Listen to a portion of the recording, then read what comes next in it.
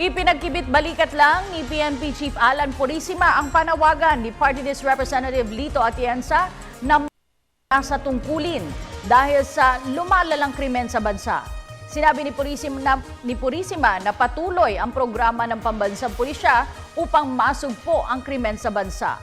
Ang buong ulat mula kay Alvin Baltazar.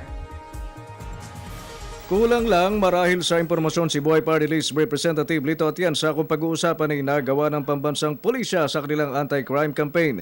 Sagot ito ni PNP Chief General Alan Purisima sa hinihingi sa kanya ng kongresistang magbitiw na lang sa pwesto kasama si DILG Secretary Maroas dahil sa kabigaw naman nitong masawata ang sunod-sunod na krimen. Mas epektibo pa nga umano ang kanilang anti-criminality campaign ayon pa sa Chief PNP. Kagaya ngayon, meron pa ba kayo nakikita ng bank robbery ngayon? Rampant pa ba ang kidnapping ngayon? Hindi natin nakikita. Diba? Ang nakikita natin ngayon, patayan. Why? May dahilan kung bakit. Siguro yung ating good congressman ito, hindi masyadong na-impormahan sa mga proyekto ng Philippine National Police.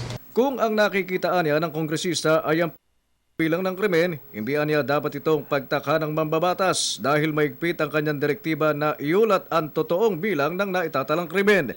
Di niya alam ang motibo ni Congressman Atienza sa gayong panawagan at ang mahalagay ginagawa nila ang kanilang trabaho. Actually, kami ni Secretary Mar, talagang pinagtutuunan namin lahat ng pansin, yung lahat ng mga pwedeng gawin dito sa Philippine National Police para ma-improve further yung services ng PNP sa ating mga bayan.